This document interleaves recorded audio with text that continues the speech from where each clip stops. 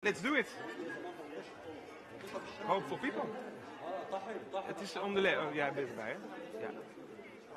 Niet slecht, toch? Ja. Ja. Had ik niet gedacht.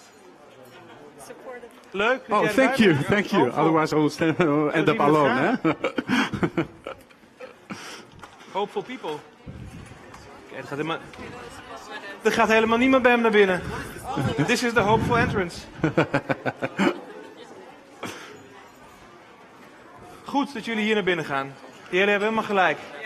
Wat goed. Kunst wint het. Ja, precies. Zo is het. Kijk, optimisten. Hi. Hallo. Naïef?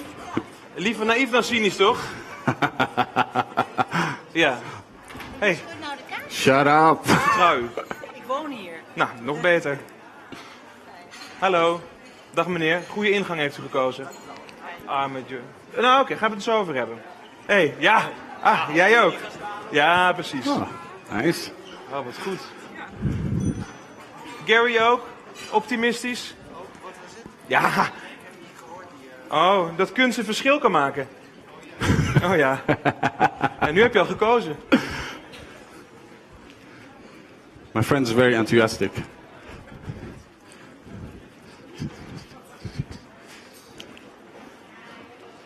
Oh, Georgie. I know. Glory, glory, hallelujah. I think you're winning, my friend. Oh, optimistic people. I think you're winning. Hey, Chris. Are you going to keep the pants here? Yeah.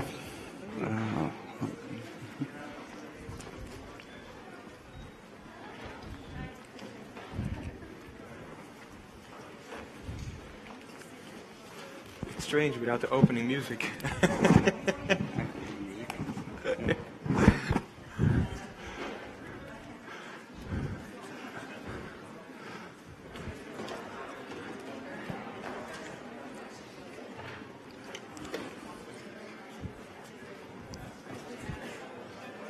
Take it easy. Oké, dat onthoud ik. Een optimist. Weet je waarom ze bij mij kwamen? Want ik heb het woord hoop gebruikt. Ja, ja. Niemand is tegen hoop. Nee. Hoop verliest alles? Ja, precies, ja. Ja. Ik heb ze neurolinguistisch... Ja.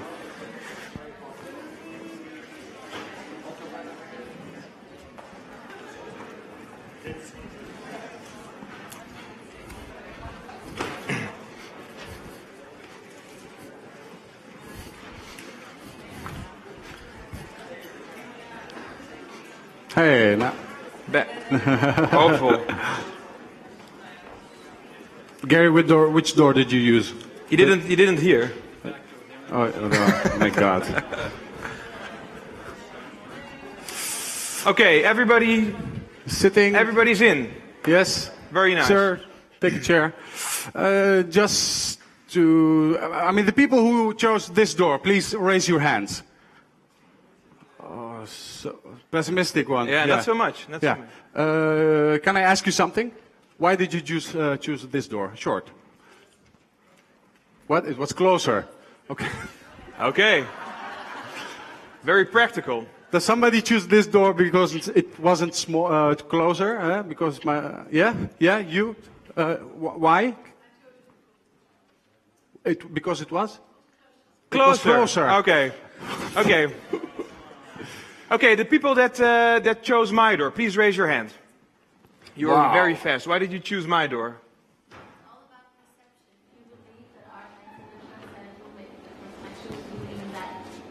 You're like Obama. She makes me very happy, George. Oh my God. Oh, she's beautiful and she makes me happy. Oh my God. Thank you very much. Yeah. Very beautiful. Yeah. Okay, ladies and gentlemen, I mean, this is very nice. Yeah, we were here yesterday also. There was an expert meeting next door. And we talked about some topics that we are going to talk about today as well. Yeah. But it was very tensed, wasn't it? Tense. Passionate energy. Yeah. A lot of anger. Some people were crying. Some people went out of the door. Some They people came back. were hitting the chairs. It was very intensive energy, or very passionate. So then in the middle of the night, Meerte calls me and she asked if we could start a little bit happier today. So George and me, we went on the internet. First we did some bad things, then we went to Google happiness. Yeah. And then we found out that after hearing good news, your happy feeling lasts only for 7 seconds. After hearing good news, you have 7 seconds of extreme joy. Yeah. So then we thought if you can save a pickle for more than 3 years in a jar, then surely you could stretch this feeling of happiness a little bit more than 7 seconds. A little bit. So we started training and we managed to stretch it to 1 whole minute. Yeah, and we're working toward an hour now. And maybe one day, a whole day. Who knows? Who knows? Who knows? And do you know when I'm at my happiest? You don't. It's when I'm in love. Oh, love, love, love. Somebody should write a poem about that. Love. And you know what's even better? When you're in love with somebody and you kiss. Yeah, especially it's a wet kiss. It's very nice. You feel very happy with it. It's a lot of dripping. Yeah, Gary looks very happy already. Yeah. Starting to kiss Raphael. Wow. Gary, do you remember the first person you ever kissed with? Yeah? He's smiling. He's smiling. What was the name of this person? You can't remember? Okay. It was in black and white. Can you remember the first person you kissed with? Absolutely. Tell me the name. Marilyn! Oh, he's starting to get red now. Marilyn. Yeah. Maybe we do a small experiment and then we start, okay? With permission. We do a small experiment. Everybody think back about the first person you ever kissed. About the name. Yeah. Think back. Think about it. And then we will count to 3 and everybody will shout out the name at once. Yeah. We shout 1 time, then no more shouting today. And if it's traumatic experience, please think about the hottest kiss. Don't worry. Yeah? Okay. I see all kinds of names coming up. They're discussing which one it was. Okay, ladies and hard, shout it out. 1, 2, 3. Oh, what a happiness, George! We created a ripple effect. These people are happy. Now world peace is so close by. Ladies and gentlemen, thank you very much. Happy feelings. Very good. Happy feelings. Thank you. Yes. Wait. Huh? And now? We can sit here in the back. And now we're going to debate, George. Debate! These people love to debate. This is a debater. Okay. But we've debated for 8 hours yesterday. I think it's enough. I was hoping that we will do something today. I don't know. Do some action. I was having in mind that we will go to the embassy and protest there or something. Oh, I had actually a better idea. Maybe we can all travel to the Middle East and we can form a human shield between the armies. Oh, no. These people don't want to form any human shield, George. They want to sit and debate. These are debaters. They don't want to form a human shield. They have to go to work tomorrow, okay? You know, George, we planted the seed now, and now we're going to sit there in the back and watch how the seeds grows to be a big, strong tree. A tree? I mean, the people in the Middle East, they don't need a fucking tree. There's a war going on right there, huh? Yeah. In Israel, in Syria. My sister has been surrounded. I mean, she's in immediate danger. We have to do something about it. There. So what do you want to do? You want to go to Syria now and save your sister? Yeah, that's pretty clear, right? Yeah. No, that's pretty naive, George. I'm sorry, but you just told us outside that your sister's village is being surrounded, right? Yeah, so what? So if you go there, you have to carry a gun, right? Carry a gun? This is stupid. No, everybody walks around with guns there. No, this is stupid. No, I see it on the news. Everybody. So if you go there, would you carry a gun, George? This is not the point. Would you use this gun if it's necessary to protect your sister? But this is not... No, George, answer me. Would you sit behind the door of your sister and everybody who tries to get in, would you shoot and kill those people to protect your sister? This is not George, would you shoot people? Yes. Yes? She's my sister, eh? My family. I will give up my life for her. This is a figure of speech, I hope. No, it's not a figure of speech. I will give up my life for my family. What good does that do, George? First they will kill you and then your sister. Okay, wait, wouldn't you do the same? This is not my situation. Well, imagine it No, is. George, your they live situation. in Holland, my family, nothing is going on around here. Okay? Imagine that your family is sitting now with an AK-47 pointed at their heads. George, Wouldn't you relax. do the That's same? not the Wouldn't case. you- It's wouldn't- not my reality. wouldn't you This is do not the my same? Wouldn't do the same. I have a cat. Okay, a very smart cat. Do you know what my cat does when there's danger? He runs. As fast as he can. And I am not stronger than nature, George. So I would run hopefully with my sister and with her children, but my answer is no. Coward. Okay, hey, George, I'm a coward and you're a jihadi. A jihadi. A jihadi. A jihadi. Yeah, a jihadi. My family is in danger. My sister is surrounded. Her son, 13 years old, he practiced after school with an AK-47 as a preparation for war. We have to do something over there. We're doing something right here, George. We are talking, debating, we are planting a seed, and now we are going to wait until it grows to be a big, strong tree, okay? Until the branches of your tree reaches Syria and Israel, my family, my sister will be killed and slaughtered. Oh, so what do you want to do? You want to go to Syria now? To shoot at people, kill people, to be a murderer I there? want to save my sister, yeah? If there was one person, George, who would never do something like this, it was you. And I thought you were my friend and you will understand me, you fucker. Godverdomme.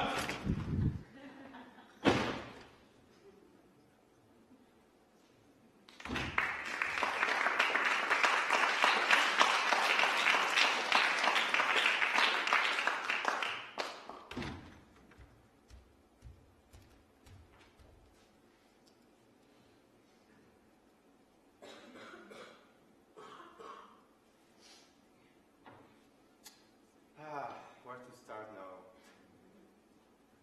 Well, in the end of 2012, I got a mail from a friend of mine about Sahara Abu Ghosh, a belly dancer who needed recommendation letter for her artist visa in Germany, the Aufenthaltsgenehmigung es heißt.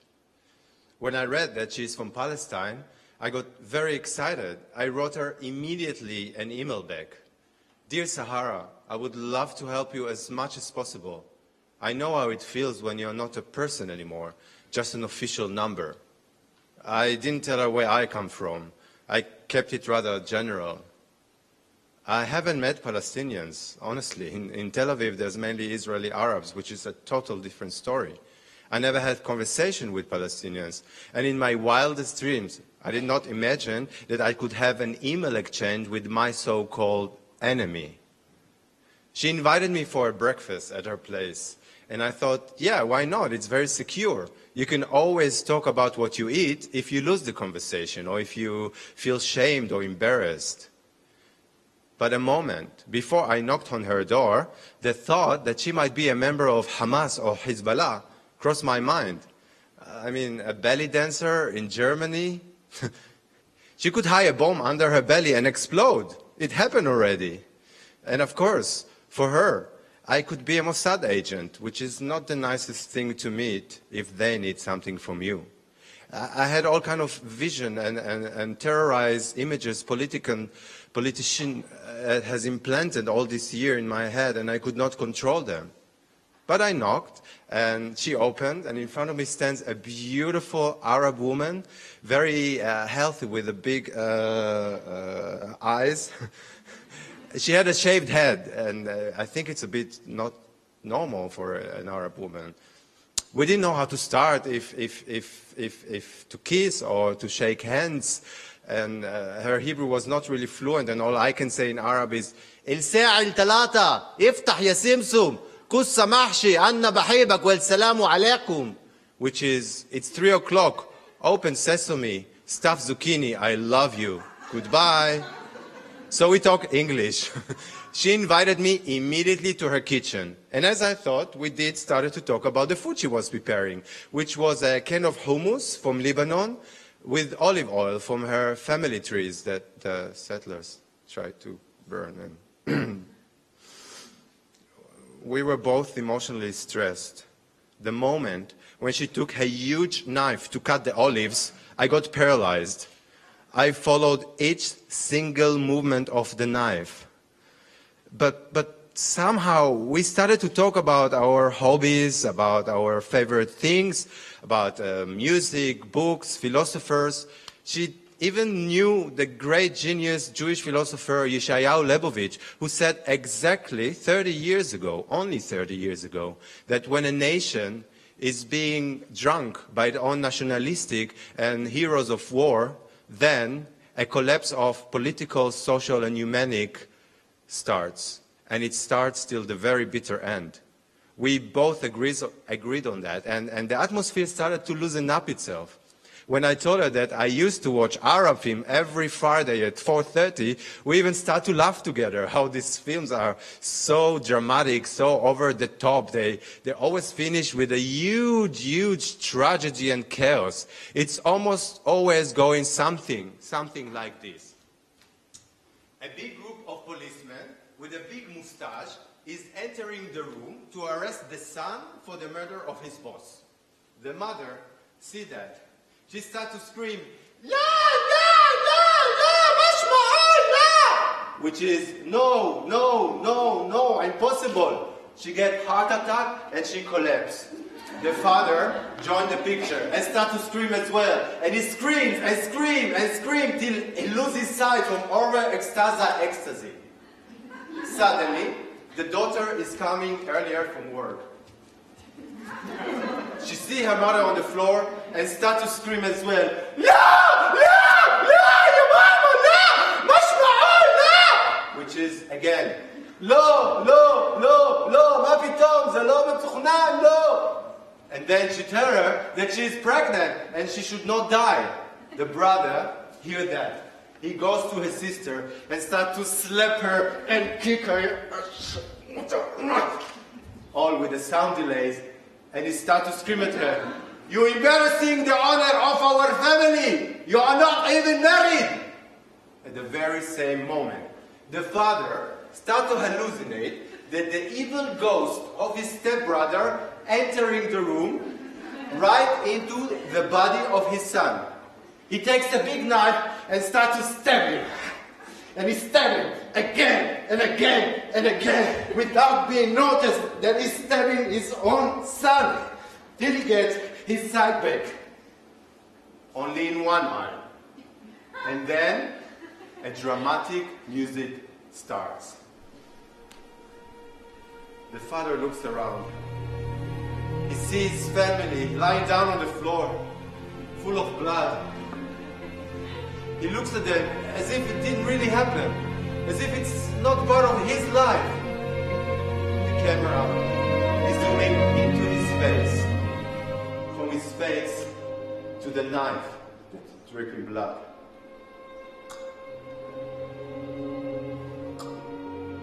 And then there's a flashback. The family in its happy days.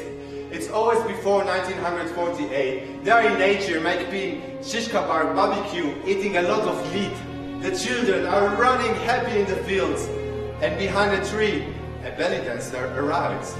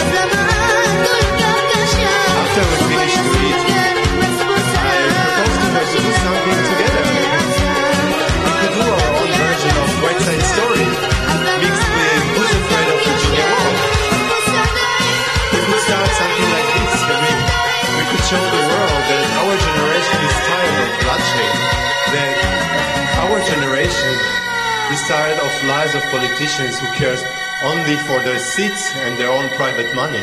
They do not care about the future of my generation and my children. It could start something like this, our show.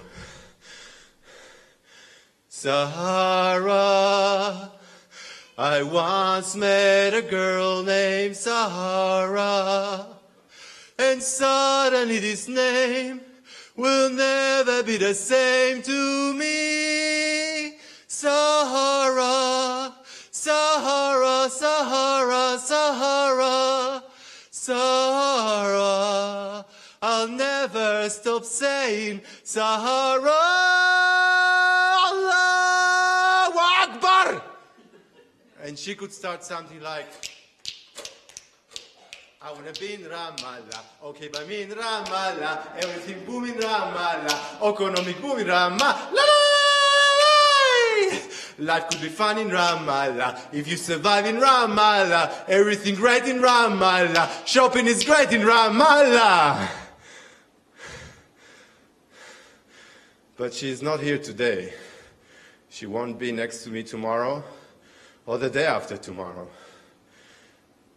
In one of her last mails, Sahara told me that in spite of her really, truly, deeply wish to do something together, she's afraid that her community, her people, even her friends will not accept it and she will be harmed and she's afraid to be in danger.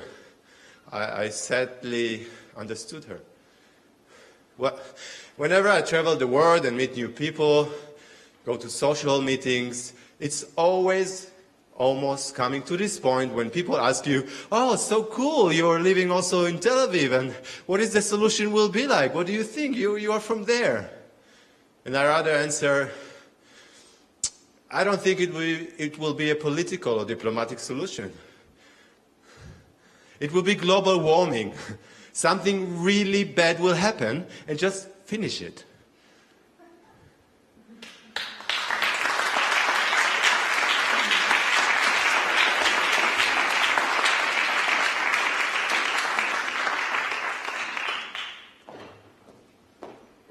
And now, unofficially, we have to clean the shit.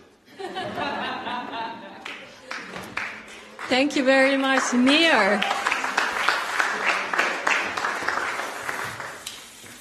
Dear audience, you saw a dance theater performance by Nir de Wolf.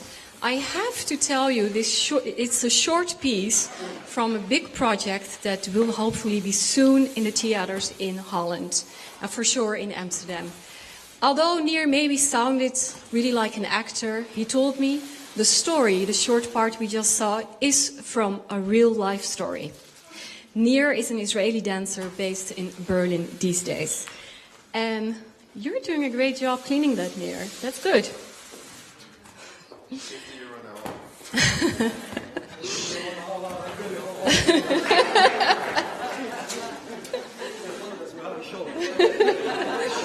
Thank you. Toda, shukran. It feels weird, dear audience, to stand here and now I have to do the talking, we have to do the talking after seeing the great performance first of George and Eran.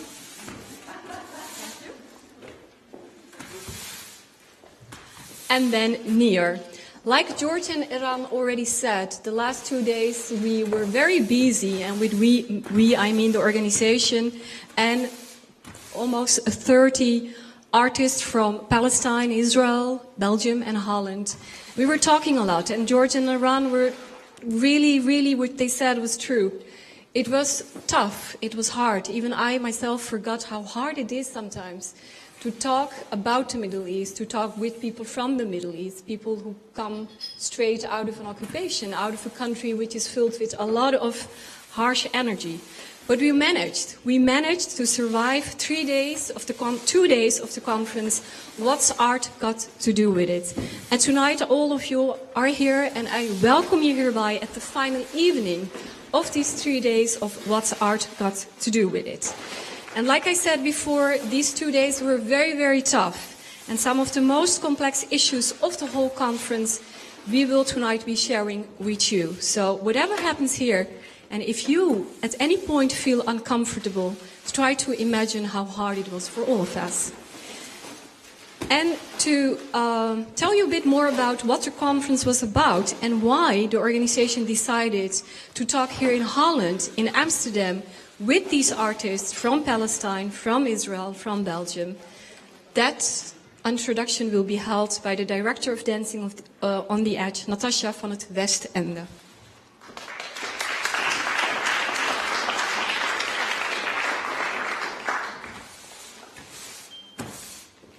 Welcome, everybody. Yeah, as Naida already said, it is the closing event of What's Art Got to Do With It, a 3-day cultural conference about art, politics, and Israel-Palestine.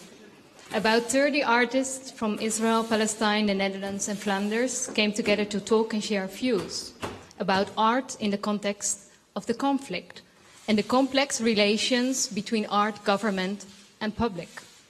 What's Art Got to Do With It is organized by the Balie, Dancing on the Edge, and A Different Jewish Voice. Why did we want to bring these artists and cultural operators together? Not trying to be the next well-intended initiative that wants to foster dialogue, with the naive idea that when we bring Israeli and Palestinian artists together, it would solve the conflict, it would solve the occupation, a problem that has to do with human rights and real estate, with politics and our economic power structures. So no, we are not here for a political conference about the occupation. It is a cultural conference about art and about what art can or cannot do. It is also about what political and economic realities do with art and artists. These questions are also relevant for artists in the art scene in the Netherlands, but are much more obvious when we talk about Israel-Palestine. Because when you operate in a highly politicized context, everything you do or not do is a statement. It can already be a statement to be an artist.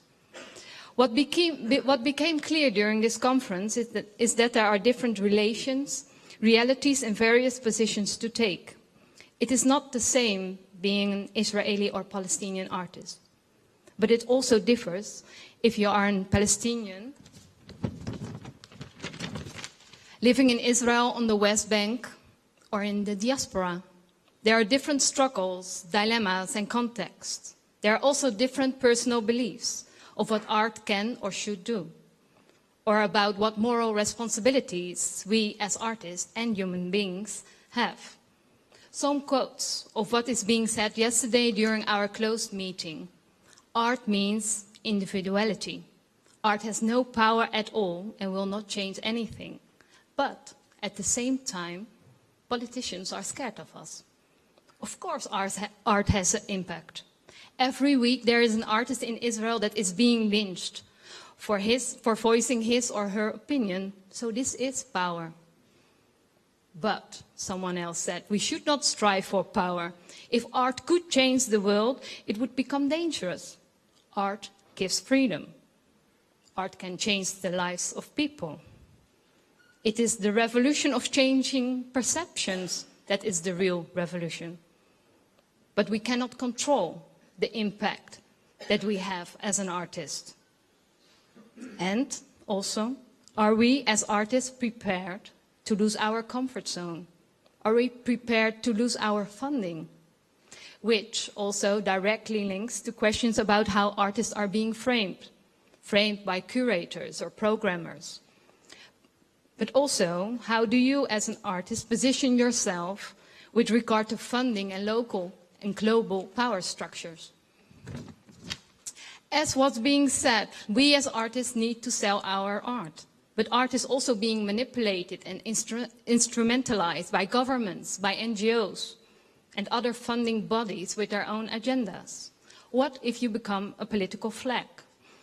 To give a platform to these different voices, we made this program in co-creation with all the participating artists. We spoke about a lot of things, but we have chosen to highlight 3 subjects tonight to share with you. 1, what is the impact of art, and do you as an individual artist feel a responsibility to commit with political issues? Do you feel the responsibility to create more awareness? 2, How are you being framed? By curators, programmers, but also through censorship or funding? 3, in this light, we're also going to talk about the call for the BDS movement, which stands for boycott, divestment, and sanctions for a cultural boycott of Israel, that is worldwide gaining in popularity. 4 personal dilemmas from people in different positions will be shared with you to open up the discussion. So what is already clear is that we will not end the evening with finding a solution. You will probably walk out this door with more questions than answers. We are dealing here with complex matters and not easy outcomes. But I wish you a very inspiring and confusing night. Thank you, Natasha. I think I need 3 chairs now, right? Someone can, you want to help? Yeah? Thank you. So, co-creation. Like Natasha said, dear audience, we will start this evening by talking with 2 artists and talking about what is their political engagement.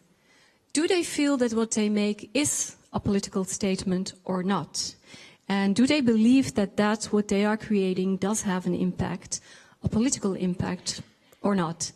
I will do that with, you already saw him, Nir de Wolf. He was born in Tel Aviv.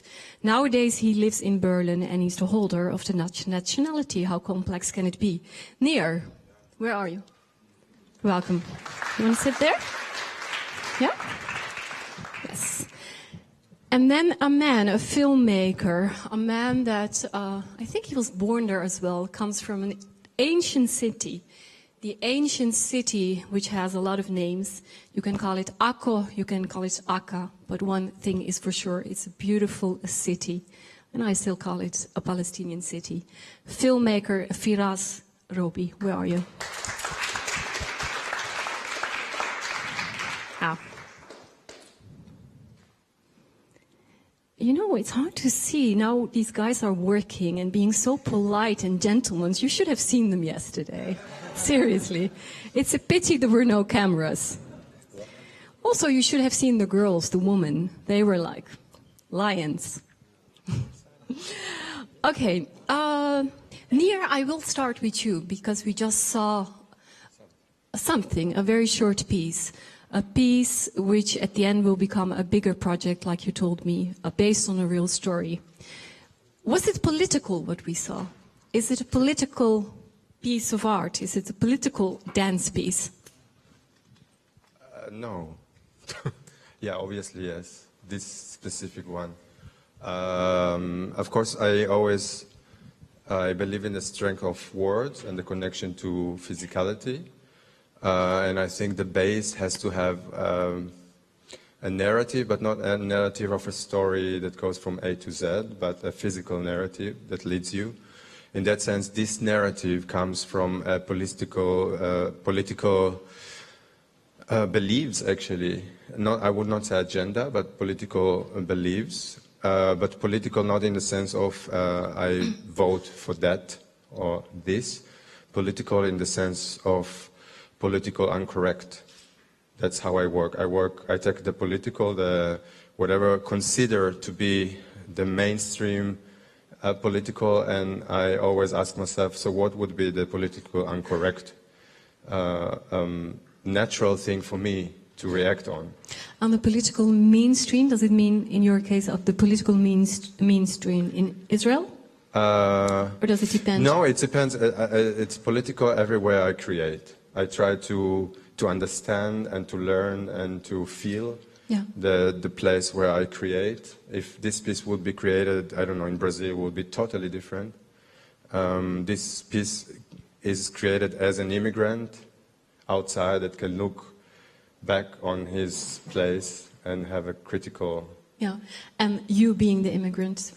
In this case, me, and also Sahara Bugosh, by the way, just to explain very shortly, I had to change her real name for legal matters, but it's a real story that happened to me from all the elements, and it's a real person that I was really obsessed find at last in my life to make together something, to create something together. And I met her in Berlin through the mail. And it was a very special, a storm of emotion. That the moment that I read the mail, I knew that there is something happening in my life right now. That I'm very. And was that because she's just a wonderful woman that did something to you, to your heart, to your energy? Or is it also because she is a Palestinian? Well, obviously, both. I mean, it's not just every Palestinian is a victim, and every Palestinian, not at all. I mean, I don't think like this on human beings. But in this case, since I grew up in Israel, I'm an Israeli. Palestinian is a very fragile, complex person to meet. And in this case, I had the luck and the honor to meet for my first time in my life somebody really from Ramallah, because it's a bit absurd and surreal, but I never ever met somebody from Ramallah. So this was very exciting for me to meet a dancer, somebody from the art field, somebody I could relate and understand physicality, and have the potential, the hope to try to do something together on a neutral land here in Europe. In this case, it's Germany, and it's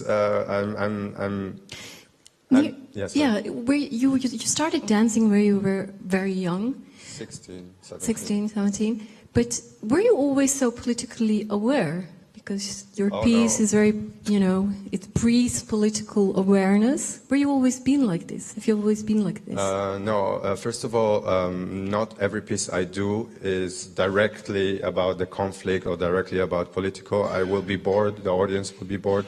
It will become a repetition, an obsession. Obsession can stay on hold. So not every piece I do is political. But to answer directly your question, I was totally ignorant when I was 18 and 20. I had no idea who is the even prime minister sometimes. I was living in a bubble of a young dancer, just very ambitious, wanting to have a career and have a total distance from the daily political life. And the moment when I left Israel and I came to Europe, all of a sudden you find yourself that you are becoming kind of, I said it yesterday, you find yourself that you become kind of a flag. You start to represent the place where you come from, and you find yourself, people sees you only as almost one dimension, as an Israeli. Yeah. And you start to create awareness, and you start to create political awareness from the distance. So as more as the years pass by, as more as I have more years in Europe, I become more and more involved in what happened in my country, instead of laying back and having. So the context of where you are has an influence of what you make as an artist. Totally. It became so surreal that I watch Israeli news every day while my friends in Tel Aviv do not. Yeah. That's where I am today. Firas Robi, filmmaker. When you're born and you grow up in the ancient, beautiful city of Akka, do you have the luxury to be ignorant about the political situation, like Nir had? I don't know. It's you cannot. It's ignorance. It's the other name of the occupation. Ignorance. Me myself, I cannot see it like this. I see when you mentioned the Israel, it's political. Palestine, it's a political thing. You cannot separate. As an artist, you want to do something that has nothing to do with politics. It's enough that you are coming from there. You don't have to say more than that. It's enough. Even if you're doing, I don't know, love story, whatever. It has to do something from where you came from. So I cannot imagine myself doing something which is not relating to the situation. Akka, I don't know if you know, Akka is in the north of Palestine, to the border, near to the border to Lebanon. It's a mixed city. Mixed, I mean Jewish and Arabs. In the old city, there are only Arabs. Now, it's becoming lately like Jaffa. They're trying to take the Arabs out and to make it a touristic, beautiful place for the tourists, and to throw out the Palestinians, Arab from there. And we have big struggle about it. And the next work I'm doing it's relating to this. But as a mixed city, I speak the language Hebrew, and I know the history. I know many things about the Jewish nation and Jewish Judaism. I learned it at school. Our schools are separate. Arabs, Palestinians, or Palestinians, Arabs, they learn in different schools from the Jewish, and then since we are kids, we are separated. That's why. It's not only ignorance, it's not your fault. It's not only your fault that you didn't know nothing about it. It's a system. No, I was choosing not to know. Okay, in your case, but in general, this is the situation. I mean, you cannot. For me, it cannot be separated. This is. You couldn't make the choice to be ignorant. No. And why did you choose to be ignorant, Nir? It's. I think when you listen, to the news daily, this intensity really restricts you into one direction of energy. That's what I felt, and I felt that I need to let go of this energy. I do not need to listen to the news every hour with this intensity that something is happening or something is going to happen, or something might happen if not. And I just needed to try not to have ulkus when I'm 40, and to have a peace of mind in a way of escaping into the art. Yeah. And for Firas to work, maybe you can very shortly share with your audience, you're a filmmaker. What kind of projects do you do? Because you work a lot with the community in Akka. Basically, I came from theater. I work in the ATC Akka Theater Center, which is located in the old city. We are a mix of people. I don't want to mention who are the people who are mixed.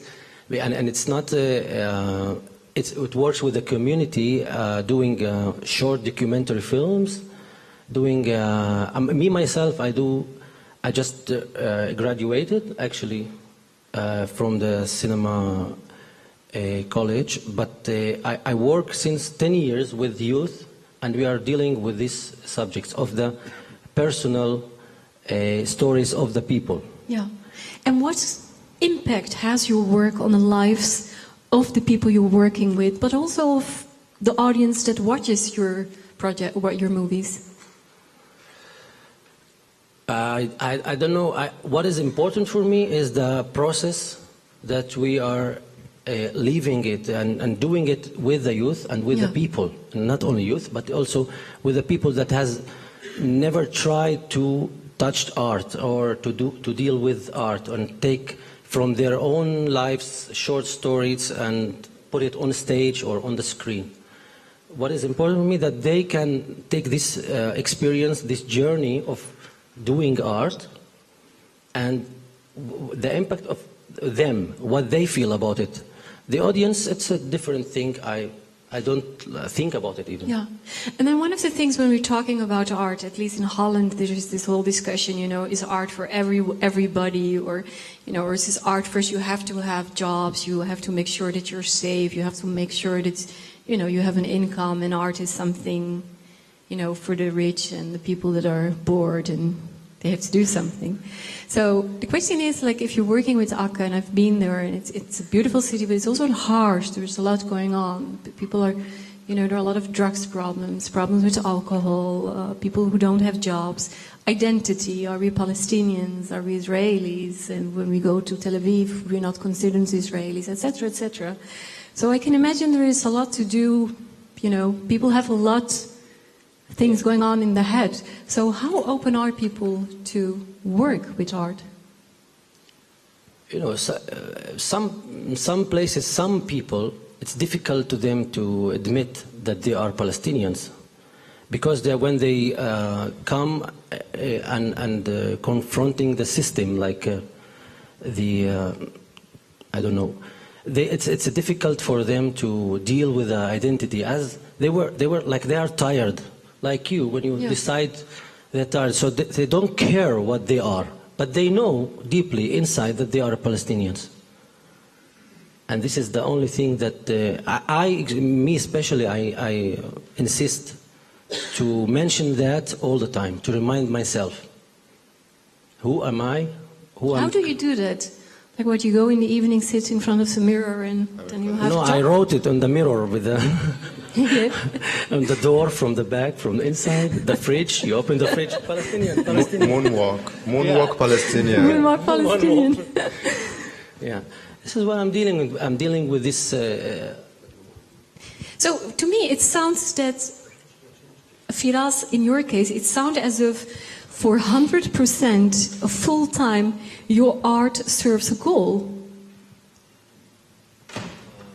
While near, you sound like you make a choice. This piece we saw, part of the piece, is political, and you did feel the need to say, not everything that I make is political. Yeah, but I just wanted to say, to add, everything I make, I try to be honest. So people who, for example, everybody watch television, and television today, every single thing we do is manipulated.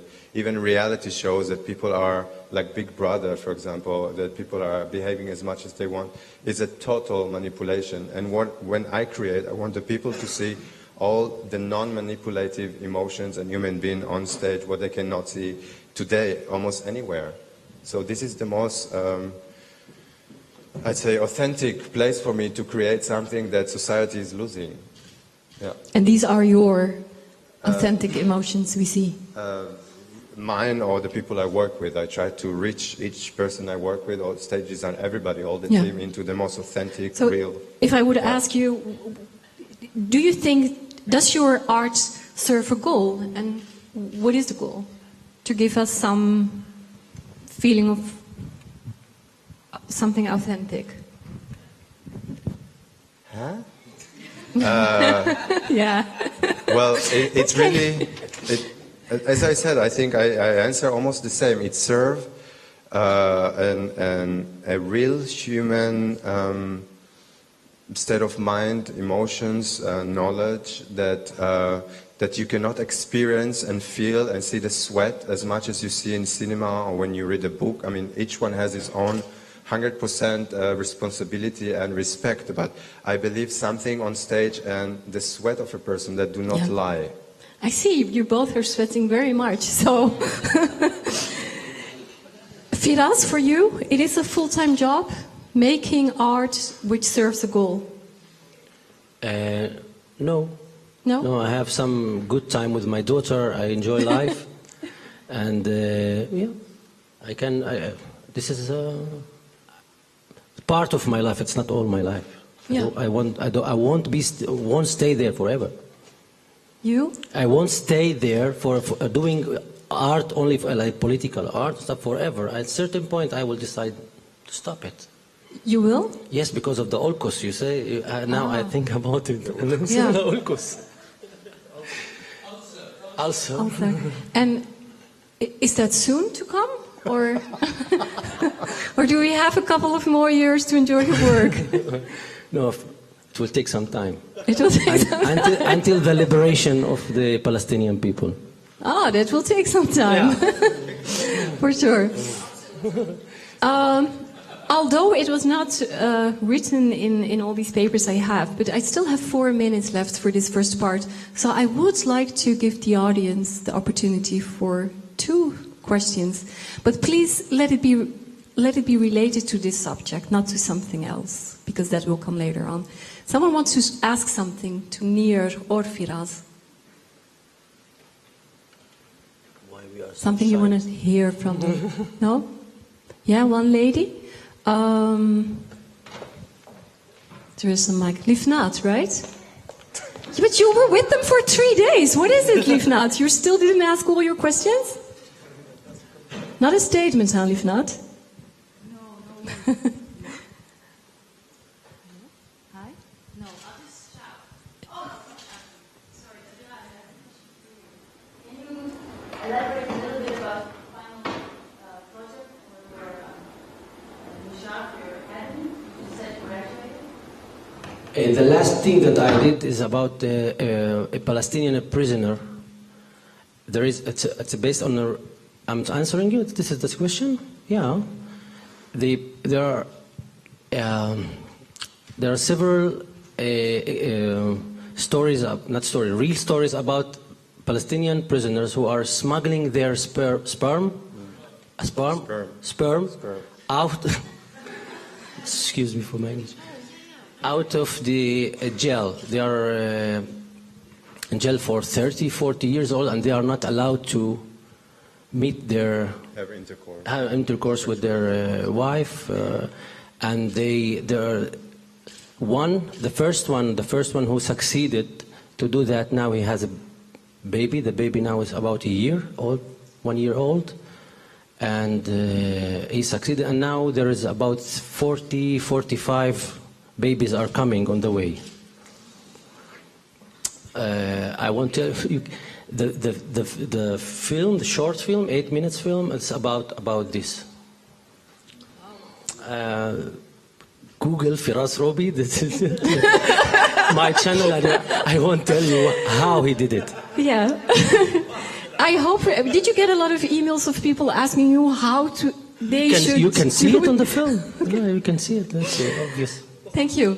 Nir, when can we see the whole show that you're working now on here in Amsterdam? I have few meetings this week and hopefully this year. Inshallah. Inshallah. Like we say. Thank you very much, Thank Nir. you. Thank you very much, Firas. Firas, Nir, maybe you can stay a bit with me, because Firas, you have to work, right? You have to run. You're a light man as well. So while Firas is going upstairs, just can you stay with me as a company, because he has to run. Or maybe we should count to see how fast you run, Firas. Firas has to... Nir should bring a vacuum cleaner with him.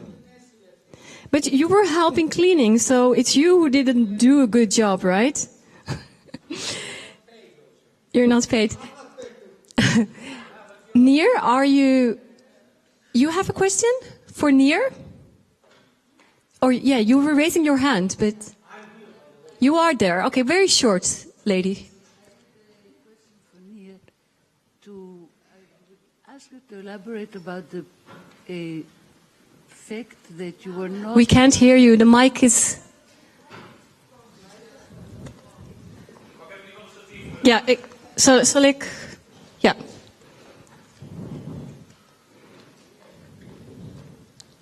Thank you for your patience. Now it's working? Yes, it is.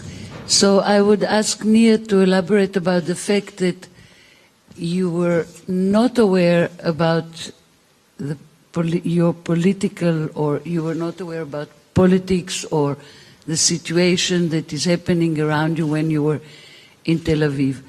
I see it much more with a lot of the last generations of Israelis that go to Europe and then discover who they are.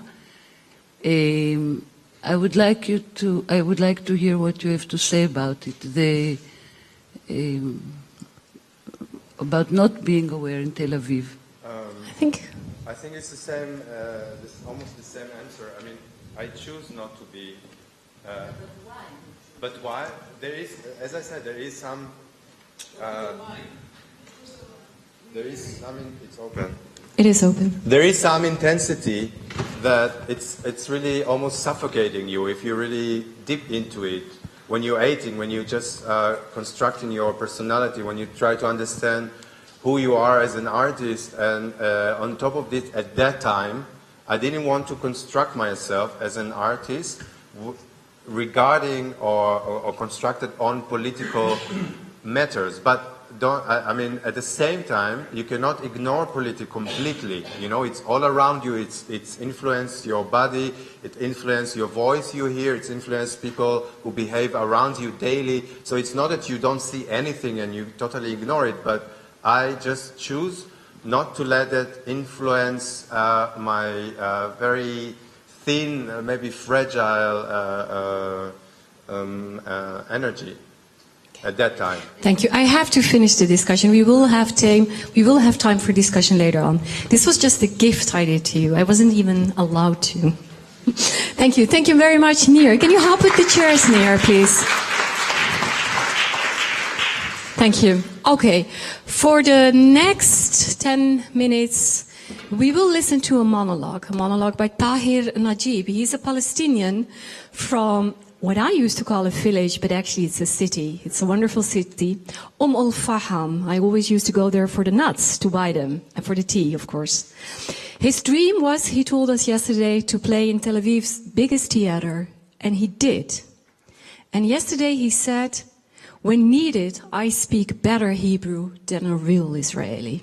Now he will play 3 fragments from his acclaimed play, In Spitting Distance. It is based on a personal story about the experience of a Palestinian man who lives in Paris and needs to fly back to his homeland on September the 11th.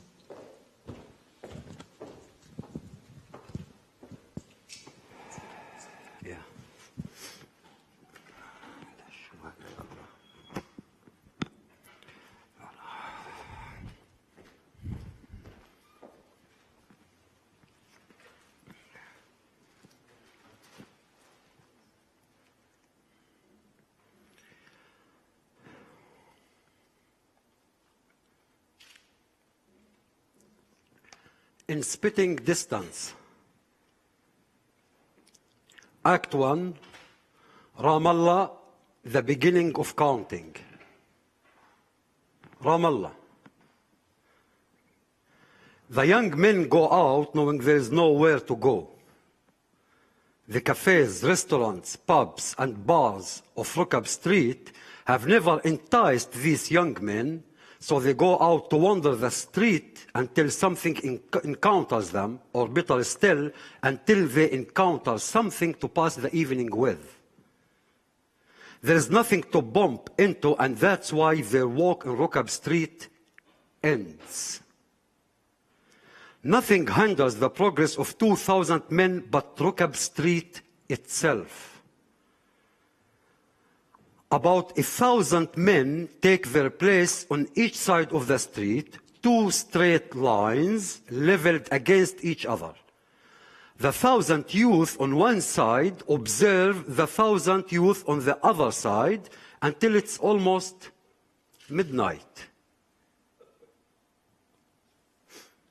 They do nothing but spit. They spit everywhere, constantly, in all directions, and extremely fast. Each one of them spit on one day what takes me to spit 1 complete year. They wake up in the morning, open their left eye and spit. Open their right eye and spit. Go out of bed, go to shower and spit. They put the kettle on and spit. Put 2 teaspoons of coffee in the kettle and spit. Add sugar, spit, or don't add sugar, but yes, add to spit. Smoke a cigarette, open the newspaper and spit. They leave home for work and spit. Go to the center of town, go on van and spit. Get to work and spit. Finish work and spit. Come back home spitting. Take a shower and spit. Eat dinner and spit. Go out and spit. Spitting and spitting and spitting. Each one has his own individual technique of spitting. No one's like the others. One spits loudly. Another perfectly silent. Some spit with a long tfu. Some in their spit without any tfu at all. And there are those who spray their spit right through the space between their front teeth. Some spit on the left side of the sidewalk, and some others prefer to spit on the right side. What do these people have in their mouths that they have to spit every 5 minutes? It is the occupation. It has nothing to do with the occupation. There is no occupation in Ramallah. The occupation in Ramallah is over. Ramallah is one of the places that were liberated through Oslo, which is why I love Norway. I have nothing left from the Oslo except for my fantasy. For a moment, it seemed that Oslo would liberate occupied cities. It only seemed so. But the only thing that the Oslo liberated me from is the fantasy. The fantasy that if I were sprung directly from the King of Norway's dick, I would be defined in a clear way, non-confusable way, the prince, the Norwegian prince. But in Ramallah today, there is no more occupation. How did this fact escape our minds? As long as we don't realize that the occupation does not exist anymore, Rukab Street with its 1,000 spitters is still under occupation. The occupation is present. It is here, and here, and here.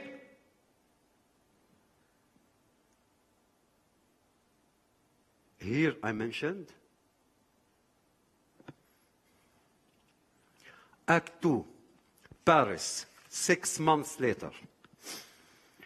We enter gate 16 at the terminal in Charles de Gaulle Airport, drink a glass of wine and say goodbye with a hug during which I can count all the vertebrae of her flexible dancer's body when she holds on to me. This time we embrace for long, a long kiss.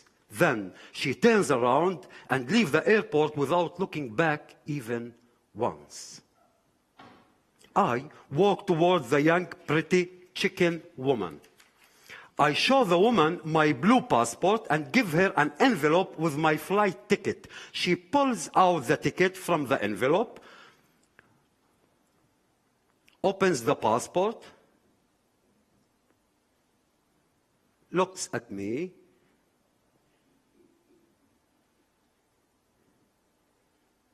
and then she looks at the ticket, the passport, at me. She goes back to look at the passport.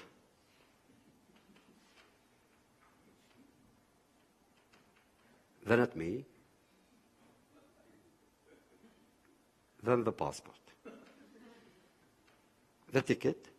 Then me, again me. She goes back to look at the passport. Then at me, then the passport, at me, the passport, at me, the ticket. Then me, the ticket, then me. She keeps staring at me, amazed, waving her hands. Qui est le monsieur? C'est écrit, mademoiselle. Oui, c'est écrit sur l'étiquette palestinien, mais sur le passeport écrit israélien. Donc, qui est le monsieur? Oh. Mademoiselle, le palestinien, c'est moi. Et le israélien, c'est moi. C'est moi la même personne. Comment la même personne? La même parce que je suis palestinien avec passeport israélien. Pourquoi? Pardon? Pourquoi avec deux zouzous? Deux? I don't have two zouzous. I have only one zouzou and I lost it. D'accord. Comment vous appelez-vous? Je dis que c'est écrit. I told you it's written. D'accord. He's shouting. Monsieur, il y a quel problème ici? Problème? I want to talk with the manager. Ah oui. Comment vous appelez-vous? Je suis... Comment vous appelez? Je suis... Ah oui. The manager won't see you. Qu'est-ce que c'est que ça?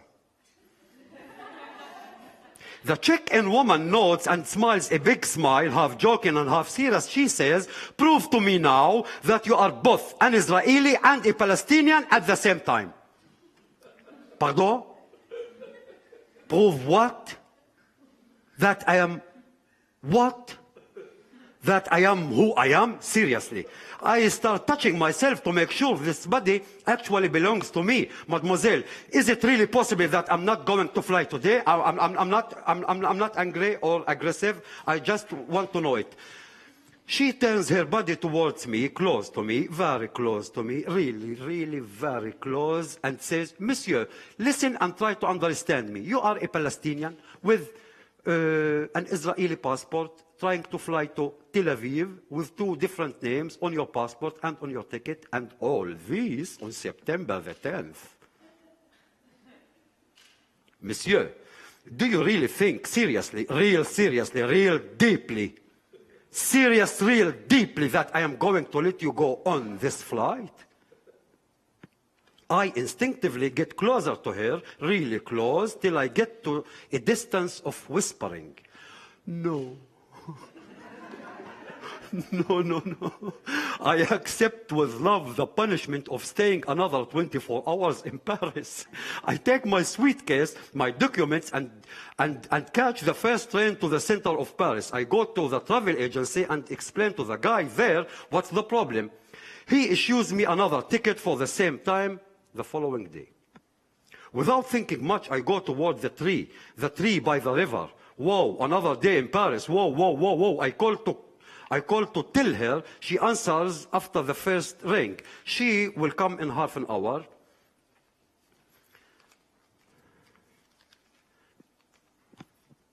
It's already 1 o'clock and I am supposed to be airborne. I start recollecting all what happened at the airport today, the need to prove who and what I am, and the fact I miserably failed in that. The matter of fact is that I am here on the Seine and not over Eastern Europe on the way to Tel Aviv. The world scene makes me smile. There are not many people walking around except for the tourist boats which constantly comes by. Whenever they notice me sitting here, the tourists wave at me. A strange custom of people when they become tourists.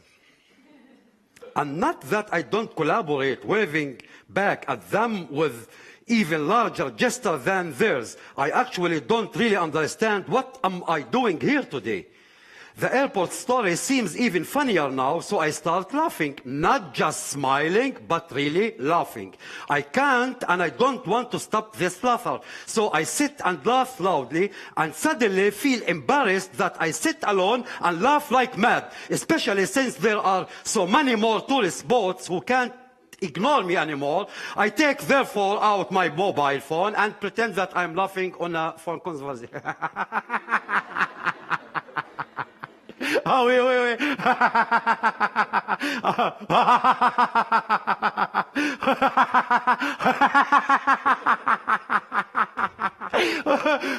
But I'm in a foreign country, which means that you can act however you feel like. There's a saying in Arabic that goes like this: in a country where you don't know nobody, there you can take your pants off and shit. But I who couldn't fly this morning to my own homeland, don't feel like a stranger here. Definitely not more than in my homeland. My homeland is defined by the pillow I put under my head each night. I look around and realize that she has been watching me for the last 5 minutes. Who are you laughing with on the phone? With myself. It looks like that. What happened? The Czech-in woman didn't let me fly today. But why? Moi le Palestinien et moi le Israélien, ce n'est pas la même, mon chéri. Oh, merde. But I am lucky I have another ticket for tomorrow. What is the date tomorrow? Tomorrow is September the 11th.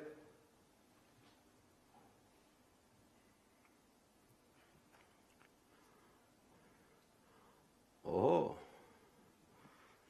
They didn't allow you to fly on September the 10th, so they are going to receive you in the 11th. Exactement. Oh, this will be an event. Act 3, Tel Aviv.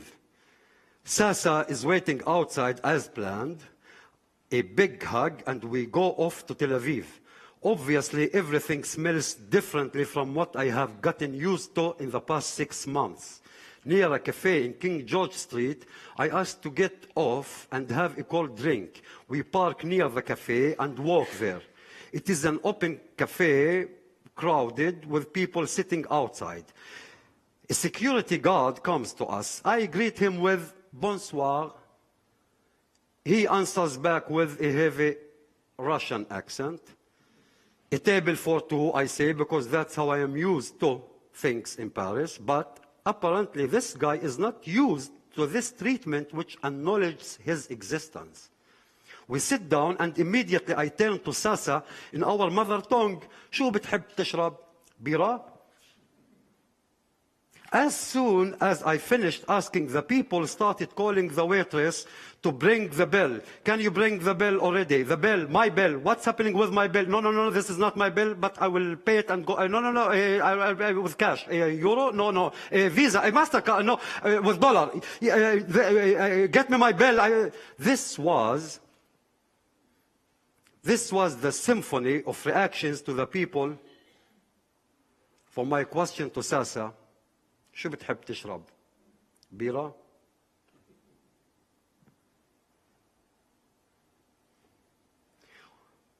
We get our beers after most of the cafe is not all of it, if not all of it, is empty. Sasa asks me, how was my day? I didn't do anything special to make it my day. Since morning, I've been flying with the feeling that I am flying nowhere. This day is not mine because I didn't do anything that would remind me of this date afterwards. Besides, this day belongs already to someone else. This date belongs to someone else. Survival has become the aim of those who spit and of those who spit on them. I am choosing for something that can be changed any moment, something that can be the most insignificant in the world, but it is something that belongs to me. It can be the most stupid in the world, the smallest, but it was meant for me.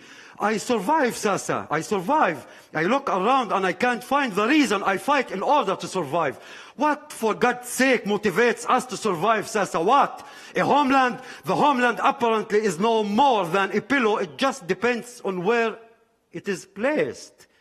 If I knew that I would survive only to find myself in this emptiness, this spit, all these tunnels of spit, something would have probably stopped me, Sasa. I'm going to have a shower.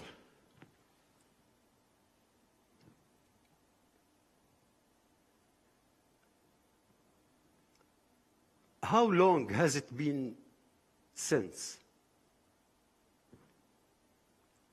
Since what? Since the war started. Which?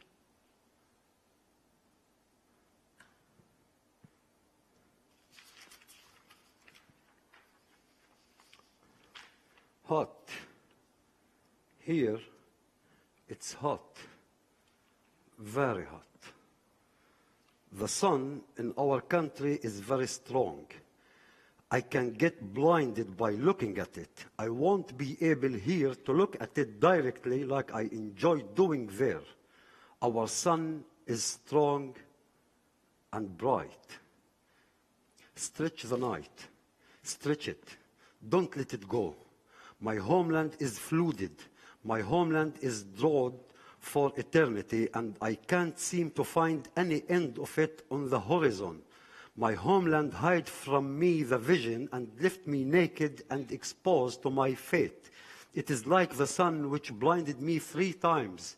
The first time when I looked at it directly. The second time when I looked at it directly. And the third time when I was trying to cover it with a plastic bag. I don't want the morning to arrive. I feel freezing cold while all the others around me are dripping sweat and spit. I'm freezing cold. Stretch the night. Stretch it from one end to the other end of the night. Yeah. Thank you.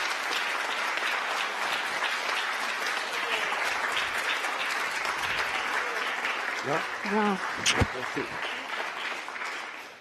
Thank you so much, Tahir Najib.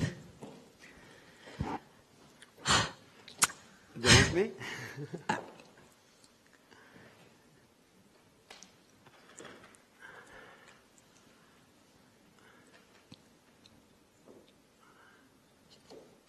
What? I'm touched because the last 3 days we tried to invite all of you to talk, to debate, because that's what we here do. And at the end, all of us felt very, we didn't felt that we had a hope. We went home, we went sleeping, and we felt this negative energy, this energy that we couldn't do anything. I think Natasha felt the same, Mirte felt the same, others that I've talked to, thank you, Tada, felt that. And now...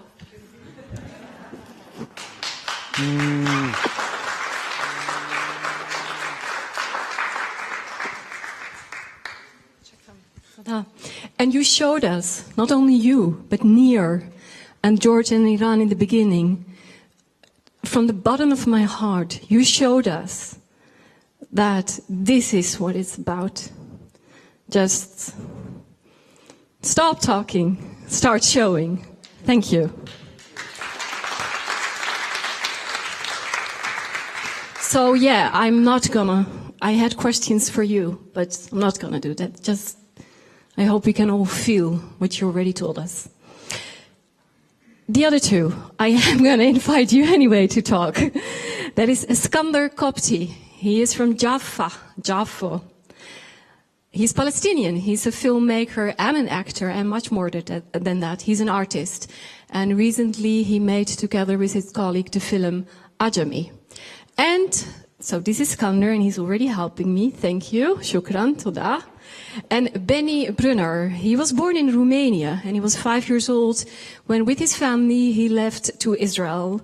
And when he was 30 years old, he decided to start a new phase in his life, and he came to the beautiful city of Holland. And he's a filmmaker as well. Welcome, Skander. Welcome, Benny. Skander, to start with you, you recently made, together with your friend and colleague, the film Ajami. For people that haven't seen the film, very shortly, what's it about? It's about boys in the city of Jaffa. The city. Well, it wasn't actually recent. It was. Oh, sorry. 6 years. For me, it feels recent because you were ago, talking so much about it now. We're old. It's difficult to tell the story. I was never able to tell. Well, it's basically Ajami is a neighborhood in my hometown in Jaffa, and it's a story of. Let's say, conflicting perspective in a very small place. So we're telling the story. We're telling the story of the same reality from conflicting perspectives. Yeah, because you made it together with the Yaron Shani. Would you like to stand so that people can? Maybe you should join us, Yaron. Maybe you should actually. If you want, you're free to. Yeah, why not join us? Because. Yeah, it won't be fair if we have two Jews, right? Israeli Jews, in this case. Your work, and for sure your movie Ajami, was by the audience, but also by critics that wrote about it, was framed as a politically correct movie. A movie, look, one Israeli, one Palestinian working together. How did it make you feel that immediately people were standing there ready to frame it? I don't know if this is how it was framed. And when you're talking about framing an artwork, it's always a gain of the person or of the organization or the situation that is framing it. So each festival, organization, situation will use it to frame it to its own purposes and gain. And I don't think this is something that stays in your hand once you make an artwork, any artwork. It starts even long before you start working, especially in filmmaking. And filmmaking is not a one-man gang. You know, you can't make a film by yourself. I wish it was the case, but it depends on so many levels of help and collaborations with others, including funding and distribution and awards, and what the awards they do and how they collide sometimes with the original message that you have. So And once the film is out there, so what you can do is sometimes just say, literally say, what it is for you. And this will give you more peace of mind because you're truthful and loyal to yourself. But other than this, you cannot control it. I don't think you're able to control how others see the film. And sometimes people get disappointed when you tell them that this wasn't my intention, but that's okay if this is what you felt. And they get disappointed because, you know, we like films and we like music and we like art and we like everything because it approves belief in us, right? When someone approves what we believe in, so we feel happy. And this is why we approve things. This is why we like art. This is why we find it beautiful and we find it inspiring even. And some people, as you said, may have watched a film or a piece of work and find something in it, but this is not the intention of the artist. And when he says it, if that's what you make, it could be this movie, but one of the other movies. What's that when your piece of art that you make with the intentions that you have is being used by an agenda that you don't agree with? Did that ever happen? Yeah, absolutely. I mean, it happened in Ajami specifically. Which agenda by whom? What was the agenda? It was the agenda of the Israeli Ministry of Foreign Affairs and of the Israeli media to try to not frame the film because, you know, the film is not ours anymore. You know, we make it and it's out there, but frame me in a certain way. And how did they frame you? What was that certain way? This was the one news reporter that asked me, how does it feel to be in the Israeli national team, or like in football or something like this? How does it feel to represent Israel? And I said, I am not here to represent Israel. I will not represent. I can't represent a country that doesn't represent me. And it caused a lot of, you know, anger and disappointment because everybody was happy because in a way it proved it was what Yaron said. Here you go. It's like an Israeli and a Palestinian. And it's very sexy. It sells something very optimistic, very against what people might know about the situation. And here I am ruining the party. You know, it's like giving a wake-up call to everybody. But you did. You did choose to ruin. You could have chosen not to ruin the party, not to give the wake-up call. Yes, absolutely. But you know, if you choose to be truthful to yourself, then you cannot choose ignorance. You cannot choose, you know, to hide. Benny, were you ever framed, used by someone else's agenda? And which agenda? All the time. It happened to me many times. One step back, once one finishes a film, it's not yours anymore. It's out there. People understand it the way they understand it, use it, misuse it, abuse it. Some of my early films about the conflict, about the story of Israel-Palestine, has been used in Germany by neo-Nazis. Here we are right, the Jews are no different than who they claim that did that to them. I found myself invited or asked to talk to all kind of groups that on the face of it seemed okay, but then you come and it's incredible what's happening there. Extreme right wing or loony left, but really, you know, if you another step, you fell into the deep. It's part of the game, part of the...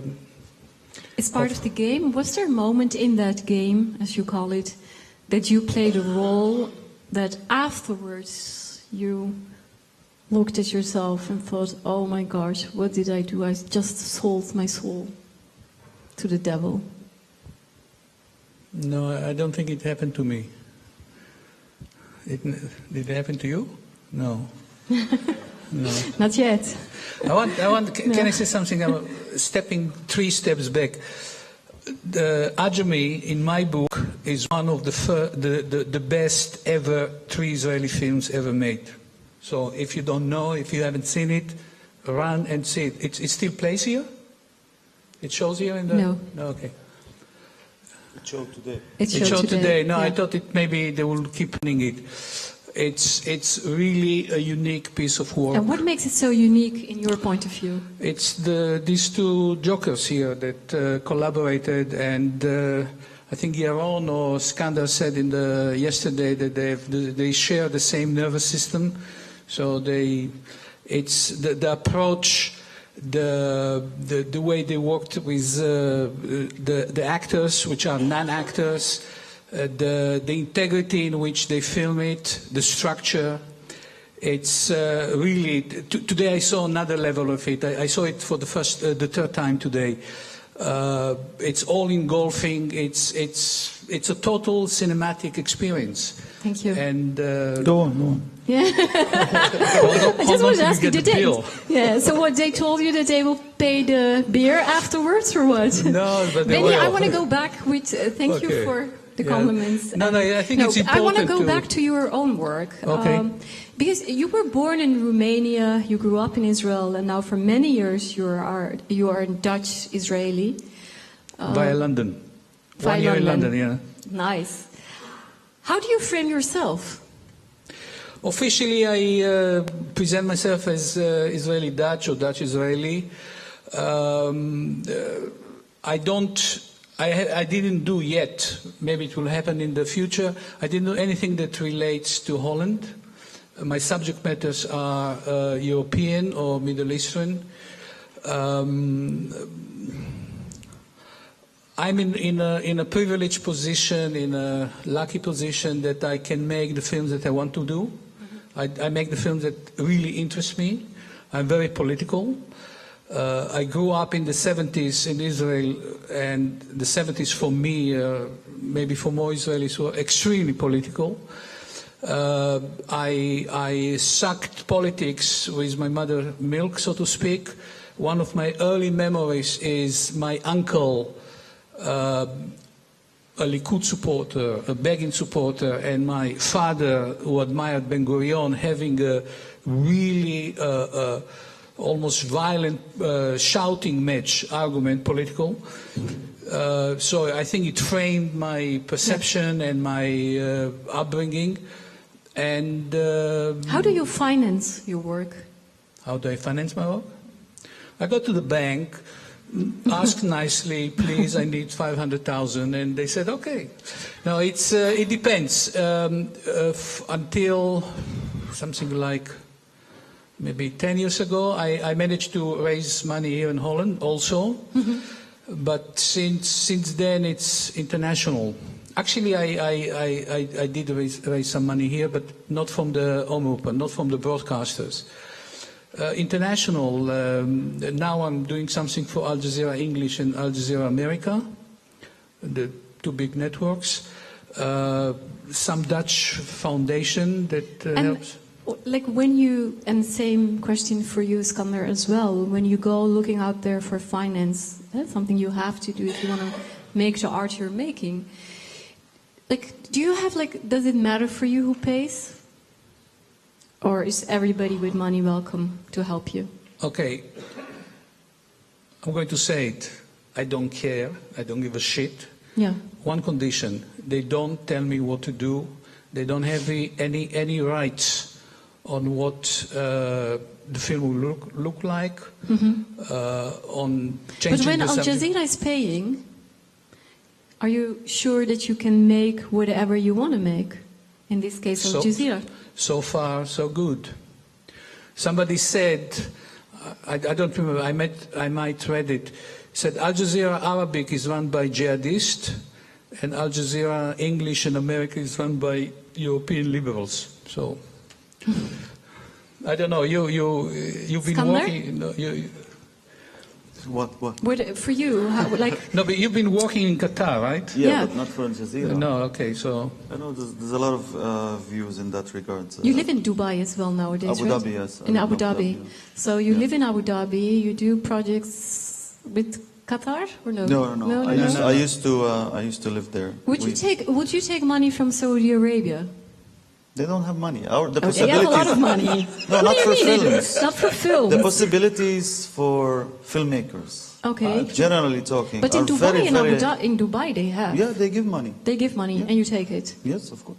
I mean, Yeah. a lot of Palestinians from Israel took money for their films. Yeah. And yeah, why not? And- From Abu Dhabi and And Dubai and from Qatar. from the Department of Art from the State of Israel, you take We money? took money.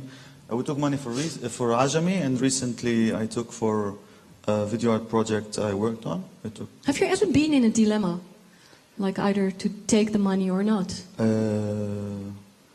not a moral or a political dilemma, because for me politically I'm almost obliged as a part of what I am to take the money. You know, it's a political statement.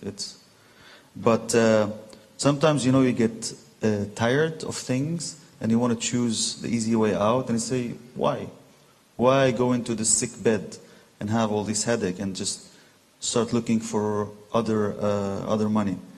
But for my last work, which was funded this year, 2015, I chose to apply to this fund by choice, knowing that as a citizen, this is my right to take Israeli money. And I applied and I got the fund. They funded only 2 artists this year, and I was one of them. I don't think there is a dilemma as such, because you know exactly to whom you apply. It's not that somebody comes to you, here, make a film, make something. You know to whom you apply, and if you have any... I didn't apply to any place that I didn't want to apply, and after applying had any moral dilemma or any other dilemma. Yeah. Money doesn't smell, so no. Money doesn't smell. Money itself doesn't. One of the things we were discussing yesterday in the groups as well is that if you look at, in this case, we are talking about Israel and Palestine. For example, on the West Bank and even in Gaza, a lot of the cultural projects, the art projects, could have never been there, could have never exist without money from NGOs, in most cases from Europe, in a lot of cases from Holland. So I guess that's not the case with you, that you as Palestinian, you are Palestinian, you live in Israel, it is your country, so you're not dependent on these NGOs. But what does it do to the work of artists because all the NGOs, as we know, all our Dutch NGOs, they really have an agenda. If there is anyone who pays and has a real clear agenda, it is the NGOs. So what does that do to the artistic freedom of artists? It's shaping art in the way it is. When you, intentionally or not, we would never know how art in Palestine would have been, including inside Israel, without the support of European funds. Some say that, and I'm talking about the Europeization of Arab cinema. You look at Lebanese films and you see totally European elements. You look at Palestinian films and it's almost a European story if you change the language. Is it good? Is it bad? Filmmakers that write having in mind that the people that will read their scripts and will decide if they're going to get money or not are Germans or French, and basically you write to please them. Some will say it's a new form. It's a new form of colonialism. Indirect. Also NGOs. They have clear agendas and they choose the projects. This means that they don't choose other projects. Do you consider it a new form of colonialism? You yourself? When you go through the process, you don't see it this way. But I'll tell you a story.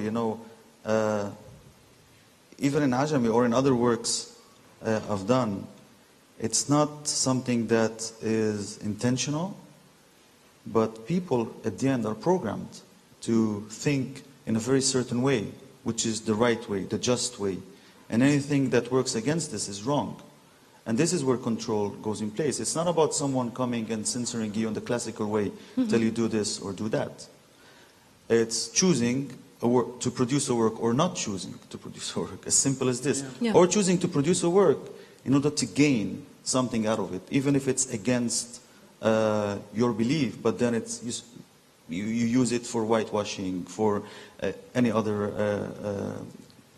political capital gain. Yeah. NGOs, but also the embassies of different countries have money that they use for contribution, their way of contribution to art in the different countries where they are. Is somewhere in the audience Renilde Steegs? Are you here, Renilde? You're here. Is it okay if I walk up to you to ask you something? Because Renilde, you are the ambassador of cultural cooperation. And what I would like to know from you is, could you tell us a bit about the Dutch agenda in relation to supporting Israeli and Palestinian art?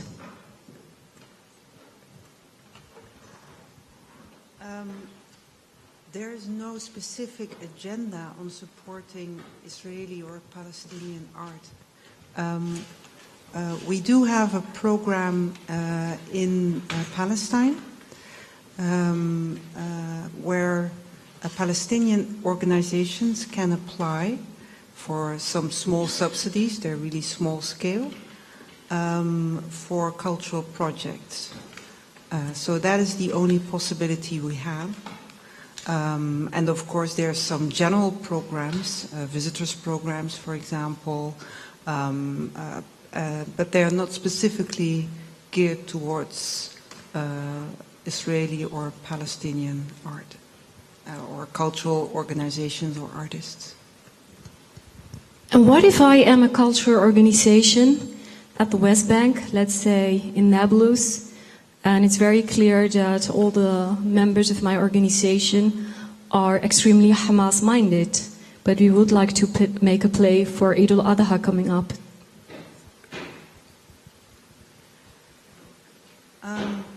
I have no idea, frankly, because what happens is that our representation in Ramallah will receive some application, and they will see if that application fits into the criteria for funding. Yes.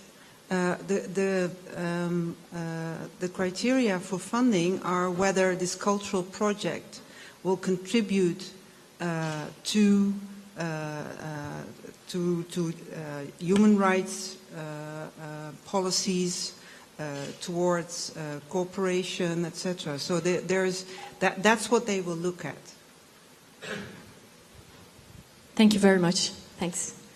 Walking back. In the last minute for both of you, Benny and Skander, because you do have a view on how these NGOs work, but also how the embassies work. What do you, Skander, for you, because you're living there, is there something you see that you're like, okay, this is a problem, or this is something we have to deal with, and it's not on the agenda of all these NGOs from Europe and all the embassies, but it should be on their agenda? Yeah, I should start? Sure. You have 15 hours, 16 hours. No. I mean... Sorry? Why should be on its agenda? No, what I mean is, let me put it different. Like you said... If I had to talk to NGOs and tell them pay attention to this, This is what you mean? Yeah. Okay. Yeah.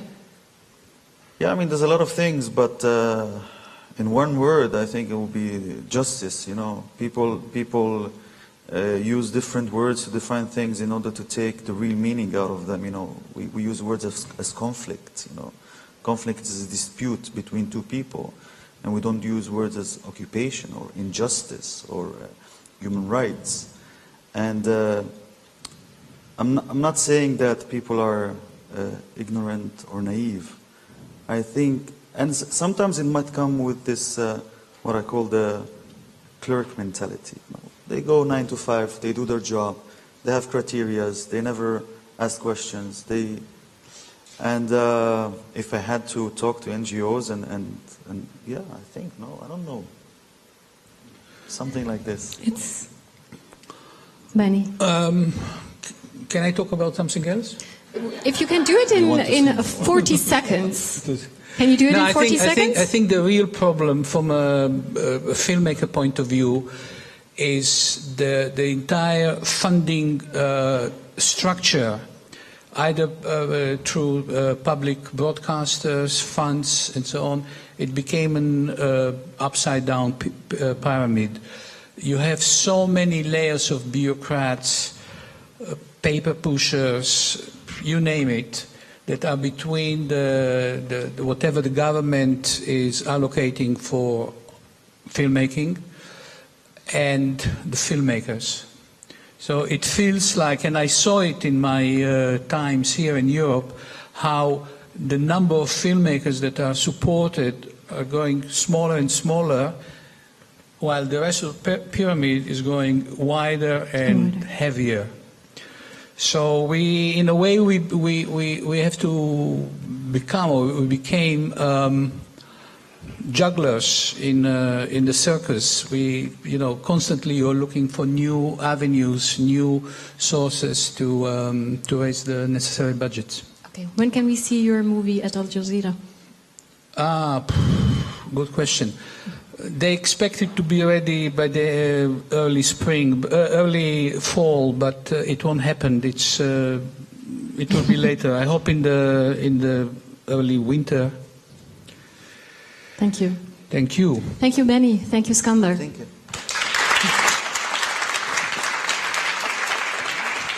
You can leave the Skander. You can leave the chairs because we need them. I think. Okay, for the people that will come up now, it's up to you if you want to sit on the chairs or not. I need one more. Okay. Yeah, thank you. One of the other things, maybe one of the most difficult things we talked about these last 2 days was the question of the boycott, the cultural boycott. Should or should we not do a cultural boycott? We will listen to 4 short stories now, personal stories about dilemmas related to the cultural boycott.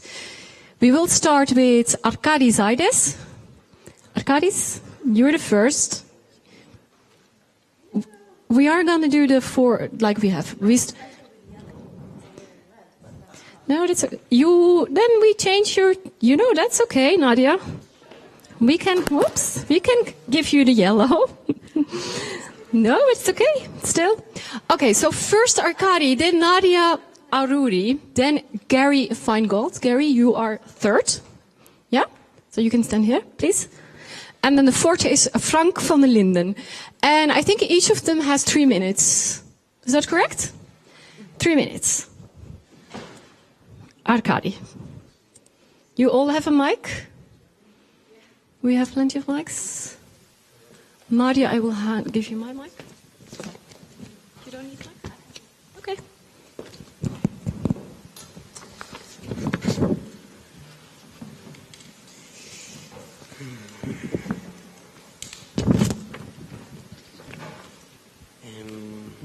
Okay. Hello, my name is Arkady Zaides. I was born in Belarusia and immigrated to Israel when I was 11 years old. For more than 10 years, my independent choreographic work has been presented internationally and in Israel. Yes, I noted yesterday already that we are nervous, and I'm saying it today again. Because I think it's part of the deal. It's important to note that my awareness of the political situation in Israel-Palestine established rather late, when I was 27 years old. As opposed to Nir, I think I really did not have the choice. So when living in Israel, you can have a certain way not to acknowledge a certain reality, and especially being an immigrant from Russia, I stepped through some common places and only very much later on exposed the complexity of a place that I'm living in. The community projects I initiated in Palestinian villages in Israel gave me direct insight into systems of inequality within my society. I pondered, is it a democracy for its Jewish citizens only? When 1,000 Palestinians and 13 Israelis were killed in Operation Cast Lead in Gaza in 2008, I was amazed how fast life came back to normality within the Israeli Jewish community. It appeared to me that there is a general consensus within the Israeli community of the necessity of severe usage of artillery towards a community which is deprived of any chance of development through years of siege and occupation. Simultaneously, I was chosen to receive annual public funding from the Israeli government based on my previous artistic work, which is not political yet, I would say. At that point, I made a promise to myself that as long as I'm working in Israel and using state funds generated in part out of the occupation, I would use these resources to end the occupation, between brackets. Nonetheless, it became clear to me we cannot tackle the outside, that is the occupation, before tackling the inside, which is our institutional and just as much societal internal racism and discrimination of fellow citizens. Not exclusive to, but starting with the indigenous people of the land, the Palestinians, who did not escape in 1948 and were forced to take the Israeli citizenship. In the following years, I have made several projects.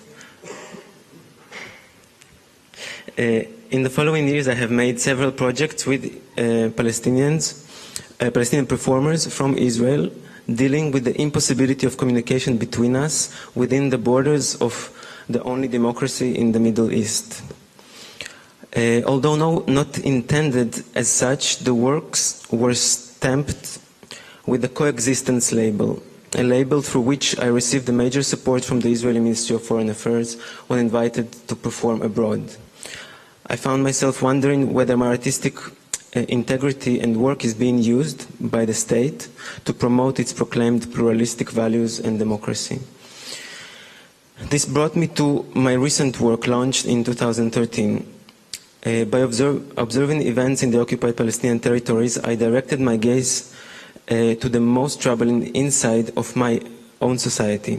I investigated and brought to the stage the violent physicality manifested in the body language of Israeli settlers and soldiers using archive materials taken from B'Tselem, which is the Israeli Information Center for Human Rights in the occupied territories. Observing the specific reality, I attempted to question the potentiality of violence in each one of us, and I mean each one of us.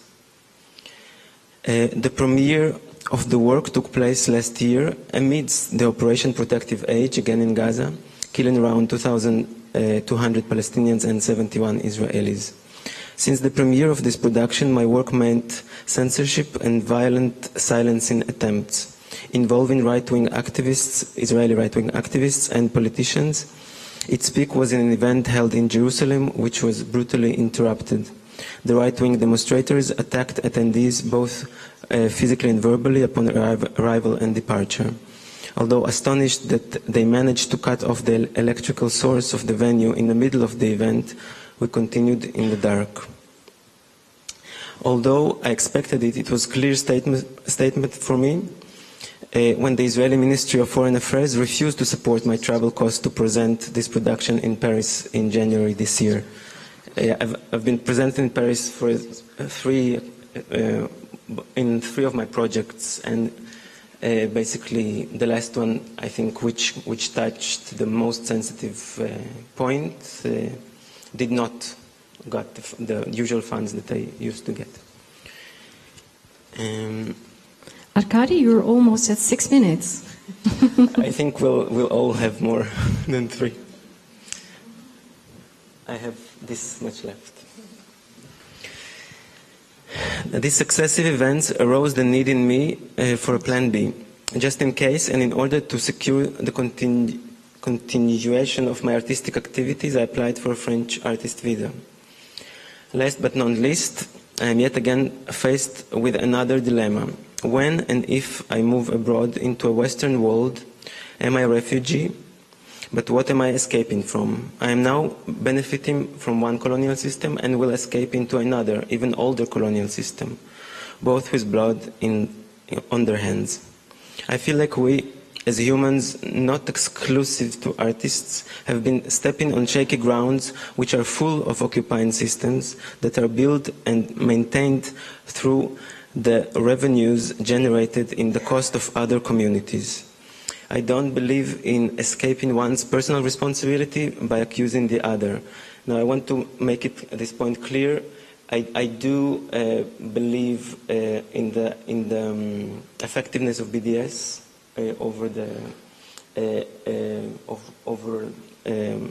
against the occupation, but I find it at times problematic when a person would release the responsibility of his own domain on subjects which are acute in his own domain and direct all his energy to accuse another faraway distance reality. And an ending sentence: I walk like a ghost and travel through time and space, looking for answers, while the dilemma spins its net tighter and tighter around me.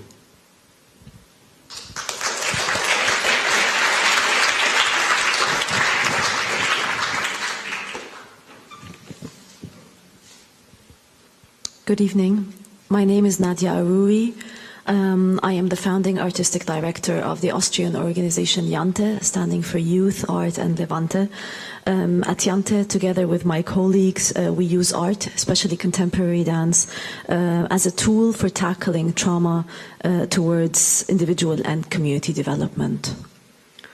As a teenager, I was not only a perfectionist, but also very competitive. In the Palestinian swimming team, I had to get the golden medals. When playing the piano, I had to win the competitions I participated in. However, at the age of 17, my Austrian music teacher and artistic director of a festival organized for me and 2 other fellow students to go to Austria to join 2 music summer schools for free. Flights were also paid for. I went there thinking that I am joining because I am really good at what I do. I thought that. I arrived there to realize I was offered this scholarship because of the label on my forehead saying Palestinian. Most participants from other countries were much more advanced musicians than I was, yet they had to pay to join. My trip was paid for because people, Austrians, Europeans, felt guilty, and thus felt good about themselves, like they were washing their hands by paying for me to come. Also because the organizers of these events could fundraise more money for their work by marketing their philanthropist approach and charity to Palestine. Gradually after the trip, I stopped playing the piano after 11 years of doing that. I swore to myself never ever again not to join any initiative because I am a Palestinian, but because I am good at what I do. Although with good intentions, on some level people who brought me to Austria that summer caused more damage than they actually helped. This is happening every day in the cultural scene. Festivals invite Palestinian groups to perform, not because the performance fits into the curatorial concepts, but because they would like to help or because they feel guilty about many Israeli groups, or they have been criticized for being one-sided. A Palestinian clarinet teacher wrote on Facebook a few days ago, "If as a Palestinian artist you submit a concept saying I would like to fart on stage with an Israeli, you're going to get lots of money for it. Notwithstanding any of your artistic experience, the concept, the knowledge, or even your intentions.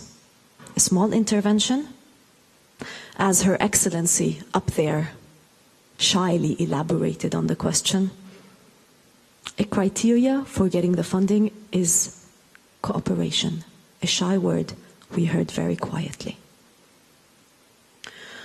This has created the so-called peace industry in the region that normalizes the relationship between occupier and occupied, colonizer and colonized.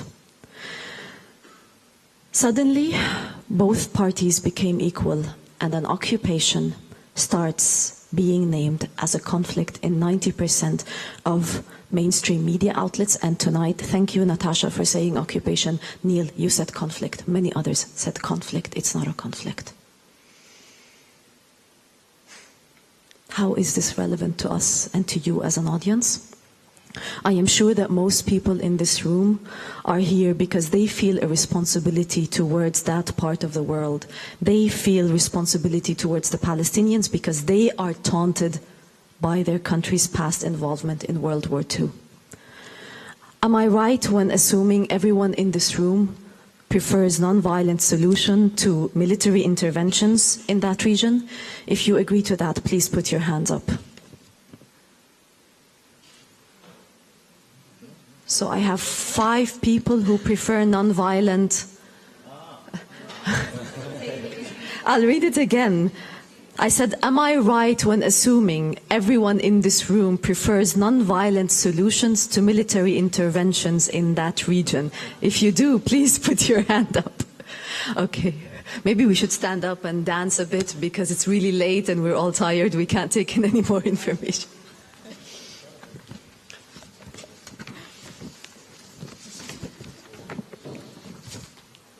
If you believe in the following, please put your hand up. If you believe that the Israeli government needs to end its occupation and colonization of all Arab lands occupied in, I underline, June 1967 and dismantle the wall.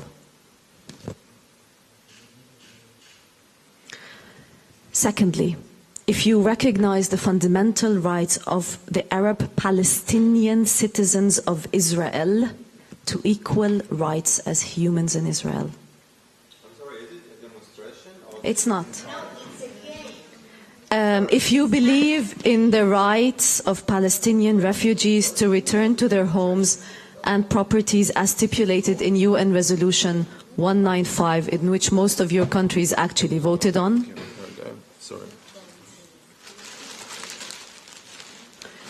these 3 principles are actually the principles of the guiding principles and values of the boycott, divestment, and the usual drama. I was asked to present this, and I think we have a right You for can no continue, censorship. Nadia. It's okay. Just please continue because you're over your 6 minutes, please. These 3 principles you just heard, these 3 principles are actually the guiding values of the boycott, divestments, and sanctions movement, the so-called BDS. Although most people in this room had no problem with the boycott of South Africa, once you hear the word boycott in relation to Israel, your body clenches, it tenses, which is perfectly understandable. Why? Because considering that Nazi Germany, as a starting point of the Holocaust, asked people to boycott Jewish stores, it's normal you feel that. I completely understand where your feeling is coming from. Yet it does not make it right in this context. A few weeks after 2,000 civilians were killed in Gaza, a Palestinian murdered Jewish worshippers in a synagogue in Jerusalem. Although a delicate topic in Palestine, it was important for me to dedicate an entire class with my dance students in Palestine to condemn it. It is important that we all say no to double standards of morality, because either we believe in human rights for everyone, notwithstanding their religion, race, or political affiliation, or we don't. If we don't take action to end the occupation, then we are not indifferent. No, we're not. We are actually partners in crime. We are being complicit. It is our moral obligation to stop a crime. Martin Luther King writes in chapter 11 of his biography, Ghana has something to say to us. It says to us, first, that the oppressor never voluntarily gives freedom to the oppressed. You have to work for it. Freedom is never given to anybody.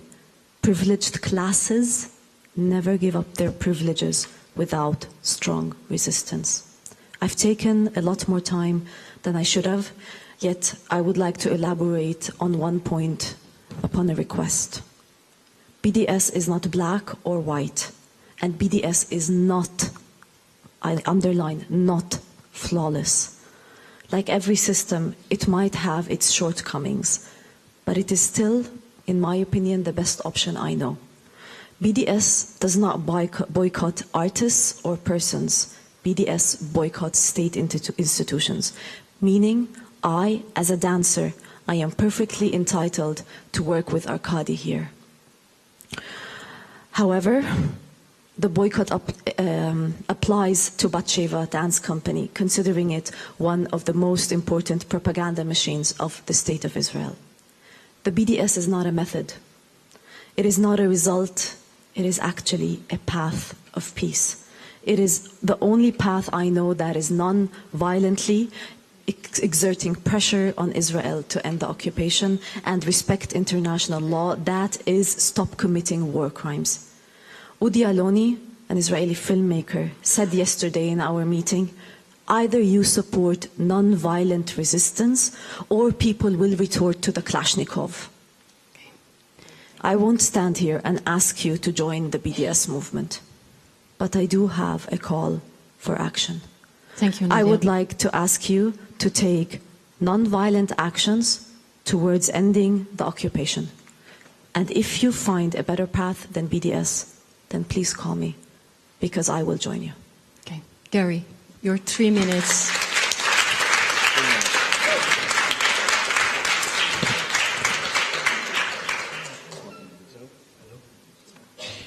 Hello. I will react a tiny bit on what Nadia just had to say. I'll just introduce myself. My name is Gary Feingold. I founded the Dancing on the Edge Festival in 2007. I resigned last year to do some other things. I'm also the director of the Henny Urians Foundation, which is the most important dance training institute for professionals in the Netherlands, and I own a few restaurants. I have a love-hate relationship with Israel, having lived and worked there for some years as a dancer and having many friends from there. I kind of feel free, as being no longer the director of Dancing on the Edge, that I can also talk about the boycott, which is probably the most difficult subject, definitely of the evening, but that curators and artists have to deal with when they're dealing with this region. Anyways, I worked in Israel for some years as a dancer, and I have many friends from there, but I've always opposed the government policies regarding the occupation.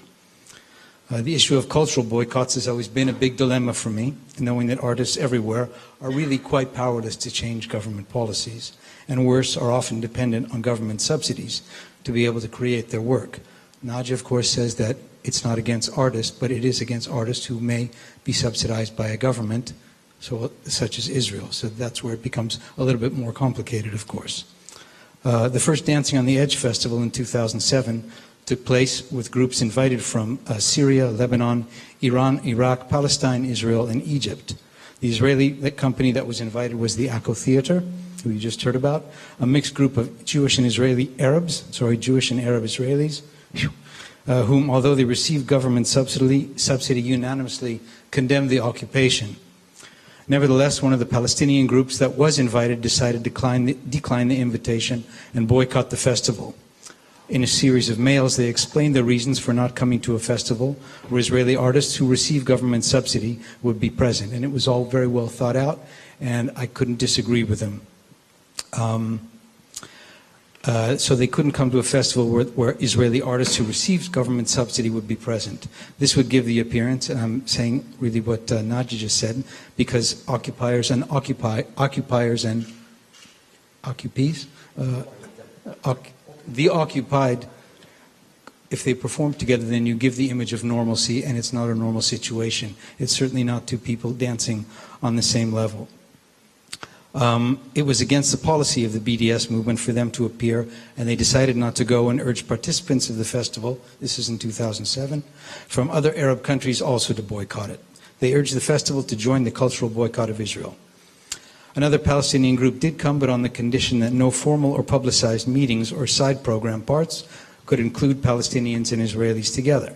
Some of the other groups merely insisted that they not stay in the same hotel and that no photographs would be taken of them with Israelis, as it would be dangerous for them on the return, which is true.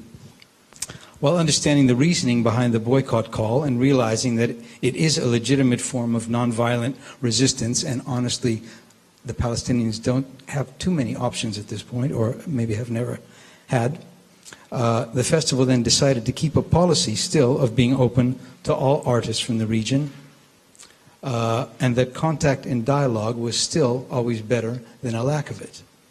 So during this first festival, the Israelis also were urged to eat downstairs in the theater cafe, this is the Baraka Grond, in order to prevent uncomfortable situations arising, as the Arab artists would be eating, the Arabs and Iranians, would be eating upstairs. On one of the evenings, the Israeli crew was confronted with a full cafe downstairs, whereas upstairs there were still plenty of seats. Seeing this situation, the Syrians invited them to join their table, and a conversation began. Now, it's very naive to think that the occupation and conflict, I wrote here, making everybody happy, can be solved by artists getting to know each other and having dinner together. No, not at all. Problems are really those of land, money, human rights, and national recognition. And they're, in my opinion, still beyond the power of artists to solve. But is preventing any contact between artists of any help to solving it? And can you just choose the artists that maybe don't get money from a country you like or don't like their policies? Well, 9 years later, I think that having adhered to a boycott would not only deny the Dutch public of seeing many talented artists from Israel, both Jews and Arabs, and I can counter my own statement by saying perhaps they should be denied because the Israelis, or because maybe that would bring pressure on Israel to end the occupation, but that's a BDS premise, which can be agreed with. But anyways, many of the artists, as we see, the Israeli artists, are outspoken supporters of the anti-occupation movement in their own country, and they voice their opinions when they're on international tours. These are sometimes more effective than Palestinians voicing their opinions. Furthermore, Dancing on the Edge provides one of the few opportunities in the world where Israeli, Arab, and Iranian artists can see each other's works, learn to understand each other's worlds, and there are two worlds, it's not just one. And should they want, meet each other. Can anyone be convinced that the opposite of this will bring us any closer to a just solution for the conflict and occupation? This is the dilemma. Can one fight the occupation and be for a just solution, and even consider economic divestment and sanctions while rejecting a cultural and academic boycott? That's my own personal dilemma. Just as one reaction to the speech Naji just gave. Today, if you open Haaretz, one of the main activists, Israeli activists, for including the Nakba fully in the Israeli school curriculum for Jews and Arabs, was boycotted because he works for an Israeli institution. So in that way, I can say I'm not for a cultural or academic boycott of Israel, but economic divestment, I can live with that.